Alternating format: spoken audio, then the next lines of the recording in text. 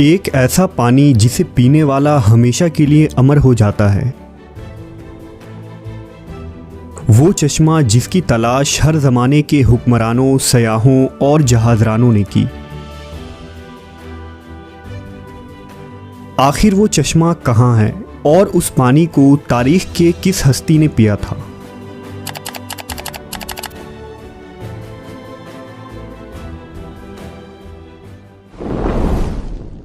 कदीम ज़माने से ही मुहक्किकीन और सयाहों का ये मानना था कि ज़मीन पर कहीं किसी मकाम पर एक ऐसा चश्मा भी मौजूद है जिसके पानी में सभी बीमारियों को ठीक करने के साथ साथ जिस्म को अमर बनाने की क़ुव्वत मौजूद है। दुनिया के अलग अलग तहज़ीबों और इलाक़ों में आब हयात यानी फाउंटेन ऑफ यूथ नामी इस चश्मे का जिक्र मिलता है।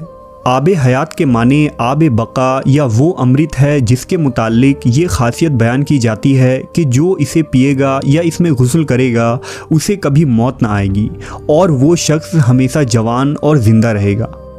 आब हयात को आबशार, झरना, झील या किसी तालाब की शक्ल में तस्वुर किया जाता है। शुरुआत से ही दुनिया में कुछ ऐसे लोग रहे हैं जो काफ़ी अमीर और ताकतवर थे। उन लोगों को हमेशा ही ज़िंदगी के ख़त्म हो जाने का या बूढ़ा होने का डर होता था। इसलिए ऐसे लोगों ने ज़माना कदीम में अपनी बढ़ती हुई उम्र को रोकने और इसे पीछे ले जाने के तरीक़ों की खोज करने की कोशिश की, जिनमें अहद वस्ता के मशहूर बादशाह और जर्नैल शामिल हैं। तारीख़ में आब हयात का सबसे पहला जिक्र कदीम यूनान के मशहूर तारीख़दां हेरोडोटस की तहरीरों में मिलता है। हेरोडोटस ने अपनी किताब हिस्टोरिया में अफ्रीका में आबाद एक कदीम कबीले का जिक्र किया है जिन्हें मैक्रोबियन कहा जाता था। ये नहायत ही ताकतवर, जवान, लंबे और ख़ूबसूरत लोग थे जिनकी उम्र कम से कम 120 साल होती थी। इसके बावजूद वो जवान दिखते थे। हेरोडोटस के मुताबिक मैक्रोबियन सहारा रेगिस्तान और अफ्रीका के शुमाली इलाकों में आबाद थे।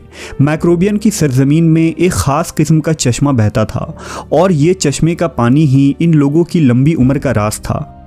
हेरोडोटस ने लिखा है कि यूनान का बादशाह जब मैक्रोबियन की सरजमीन में पहुंचा तो उन लोगों ने बादशाह को वो चश्मा दिखाया जिसमें नहाने के बाद बादशाह का जिस्म नहायत ही चमकदार और चिकना हो गया और उसके जिस्म से ख़ास किस्म की खुशबू आने लगी। इस चश्मे का पानी इतना कमज़ोर था कि इसमें कोई चीज़ न तैर सकती थी, न लकड़ी और ना ही कोई हल्की चीज़। हेरोडोटस लिखता है कि शायद मैक्रोबियन की लंबी उम्र की वजह इस चश्मे के पानी का मुसलसल इस्तेमाल है।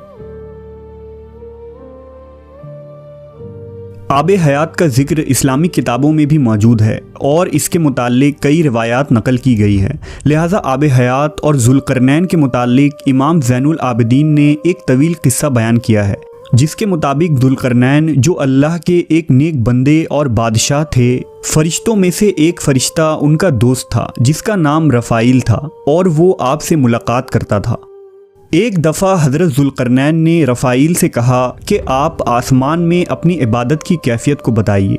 इस पर रफ़ाइल रो पड़े और कहा कि आसमान में ऐसे फ़रिश्ते हैं जो हमेशा हालत क़याम में रहते हैं, कभी बैठते नहीं, और कुछ हालत सजदा में रहते हैं जो कभी सर नहीं उठाते, और कहते हैं कि ए परवरदिगार, हमने तेरी इबादत का हक़ अदा नहीं किया।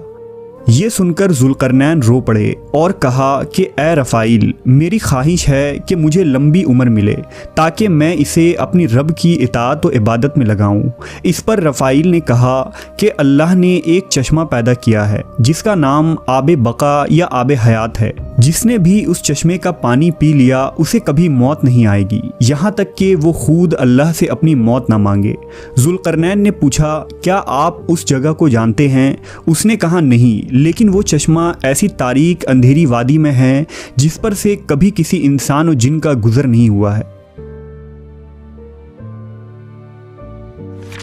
चुनांचा ज़ुल्करनैन ने तमाम सालेहीन और उलमा को अपने दरबार में जमा किया और उनसे आब हयात के मुताल्लिक दरियाफ़्त किया। तमाम लोगों ने कहा कि हमें ऐसे किसी चश्मे के बारे में इल्म नहीं है। अलबत्ता एक आलिम ने ज़ुल्करनैन से कहा कि मैंने आदम की वसीयत में उन वादियों के बारे में पढ़ा है और ये भी सुना है कि साम बिन नूह की औलादों में से एक शख्स पैदा होगा जो उस चश्मे का पानी पिएगा, और वो चश्मा उसी मकाम पर है जहाँ सूरज गुरूब होता है। लिहाजा हज़रत ज़ुल्करनैन ने सामान सफ़र दुरुस्त किया और चश्मे की तलाश में निकल पड़े। हज़रत ज़ुल्करनैन ने इस सफ़र में अपने वज़ीर को भी साथ ले लिया था, जिनका नाम हज़रत खिज़र अलैहिस्सलाम था और आप ज़ुल्करनैन के खालाजाद भाई थे। ज़ुल्करनैन अपनी लश्कर के साथ मुसलसल 12 बरसों तक यूं ही मगरिब की तरफ सफ़र करते रहे और एक तवील सफ़र तय करने के बाद आखिरकार ये लोग उस वादी के किनारे पहुंच गए। ज़ुल्करनैन ने अपने लश्कर से 6000 काबिल तरीन सिपाहियों को लेकर उस अंधेरे वादी में दाखिल हुए, जिनमें खिज़र अलैहिस्सलाम भी थे। उस वादी में दाखिल होते ही अचानक तूफ़ान आ गया और ज़ोरदार बिजलियां चमकने लगी।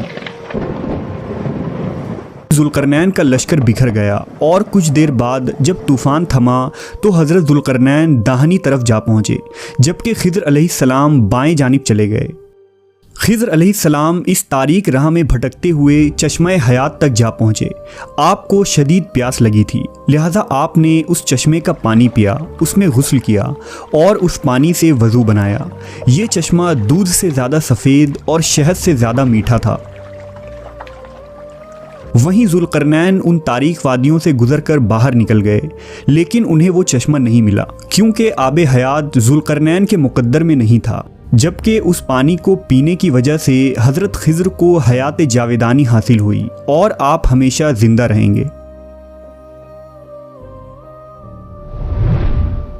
द अलेक्जेंडर रोमांस नामी फ़ारसी तसनीफ़, जो दुनिया के सबसे बड़ी सल्तनत कायम करने वाला बादशाह सिकंदर आज़म के सफ़र के मुताल्लिक़ लिखी गई है, उन तहरीरों में भी आब हयात का जिक्र मिलता है, जिसमें बताया गया है कि सिकंदर आज़म अपने सिपाहियों के साथ चश्मा हयात की तलाश में निकला था और लंबे सफ़र के दौरान वो उस तारीक सरज़मीन के करीब जा पहुँचा था।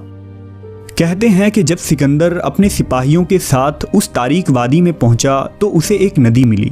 उसने उस नदी के किनारे पड़ाव डाला और उसने खाने के लिए मछलियां और परिंदों को पकड़ा, लेकिन जब सिपाहियों ने उन परिंदों को उस नदी के पानी से धोया तो वो दोबारा जी उठे और वहां से उड़ गए।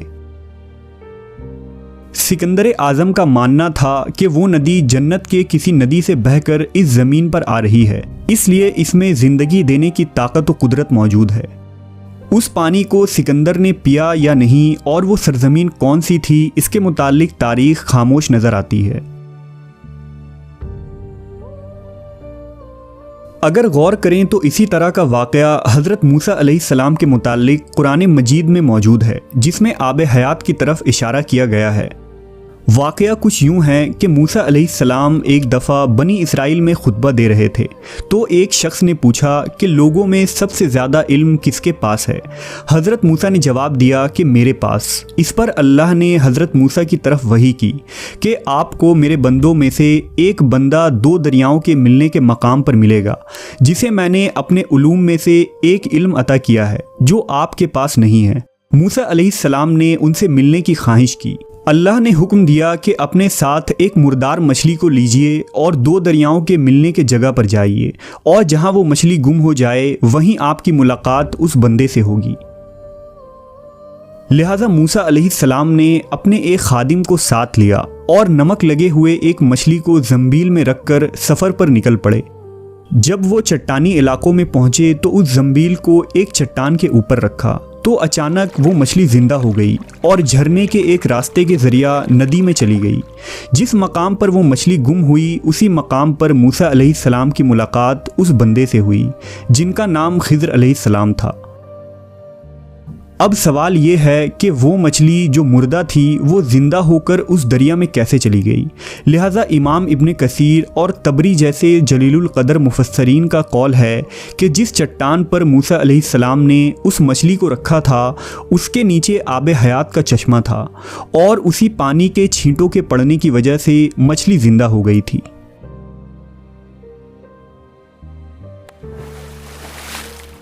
इसी तरह एक लातीनी सयाह जॉन मेंडेविल की किताब the Travels of Sir John Mandeville में भी चश्मा हयात का जिक्र मिलता है, जिसके मुताबिक हिंदुस्तान के जुनूबी इलाकों में मौजूद कोलाम यानी मालाबार जजीरों में एक पहाड़ी सिलसिला है और उसी मकाम पर आब हयात का वो चश्मा मौजूद है। अपनी तसनीफ़ में जॉन मेंडेविल ने लिखा है कि सफ़र के दौरान जब वो कोलाम के इलाकों में पहुँचे तो वहाँ उन्हें एक ऐसा कुआं मिला था जिसमें मुख्तलिफ़ मसालों की खुशबू आती थी और ये खुशबू हर घंटे बदल जाती थी। मकामी लोगों के मुताबिक इस कुएं के पानी से बीमारियाँ ठीक होती थीं और इसका पानी पीते रहने से इंसान बहुत लंबे वक्त तक जवान बना रहता था, जिसे वेल ऑफ यूथ कहा जाता था। 11वीं सदी में आबे हयात की कहानियाँ फिर से तब मशहूर हुई जब साल 1165 ईस्वी में प्रेस्टन जॉन ने बाज़नतीनी बादशाह को एक ख़त लिखा जिसमें उन्होंने अफ्रीका के एक इलाके का जिक्र किया था। उनके मुताबिक इथोपिया के करीब एक वाटर ऑफ फाउंटेन यानी चश्मा था जिसके पानी में ये खासियत थी कि उसमें नहाने वाले शख्स की उम्र 30 की हो जाती थी, ख्वाह वो कितना ही बूढ़ा क्यों ना हो। चश्मा हयात का जिक्र इंजील के किताब यूहन्ना में भी मिलता है। यूहन्ना के मुताबिक फिर उसने मुझे बल्लौर की तरह चमकता हुआ आबे हयात का एक दरिया दिखाया जो खुदा के तख्त से निकलकर उस शहर के दरमियान में बहता था और उस दरिया के पार जिंदगी का दरख्त था। किताब यूहन्ना के मुताबिक जो शख्स भी आबे हयात के उस चश्मे में दाखिल होगा उसके जिस्म में मौजूद हर तकलीफ़ और हर ज़ख्म ठीक हो जाएगा। जबकि एक नज़रिया ये है कि आबे हयात ज़ेर ज़मीन यानी अंडरग्राउंड दुनिया में मौजूद है।